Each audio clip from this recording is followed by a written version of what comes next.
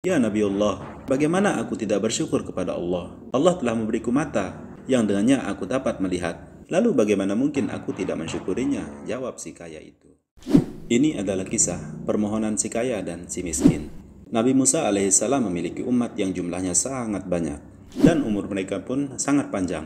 Mereka ada yang kaya, juga ada yang miskin. Dan suatu hari, ada seorang yang miskin datang menghadap Nabi Musa alaihissalam.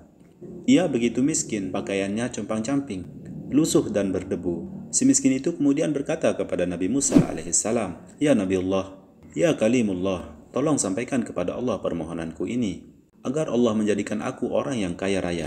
Lalu Nabi Musa alaihissalam tersenyum dan berkata kepadanya, "Saudaraku, banyak-banyaklah kamu bersyukur kepada Allah." Kemudian si miskin itu agak terkejut dan kesal. Lalu ia berkata, "Bagaimana aku mau banyak bersyukur? Aku makan pun jarang, dan pakaian aku gunakan pun hanya satu lembar ini saja." Akhirnya si miskin itu pun pulang, tanpa mendapatkan apa yang ia inginkan. Beberapa waktu kemudian, seorang kaya datang menghadap Nabi Musa. Orang tersebut bersih badannya, juga rapi pakaiannya. Ia berkata kepada Nabi Musa alaihissalam, "Wahai Nabiullah, tolong sampaikan kepada Allah permohonanku ini, agar dijadikan aku ini orang yang miskin. Terkadang aku merasa terganggu dengan hartaku itu." Dan Nabi Musa pun tersenyum mendengar penyampaian orang tersebut.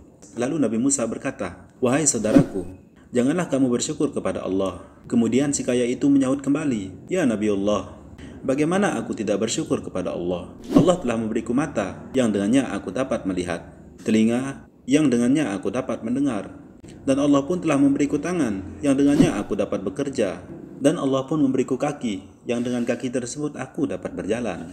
Lalu bagaimana mungkin aku tidak mensyukurinya?" Jawab si kaya itu. Akhirnya si kaya itu pun pulang ke rumahnya. Kemudian yang terjadi adalah si kaya itu semakin Allah tambahkan kekayaannya karena ia selalu bersyukur.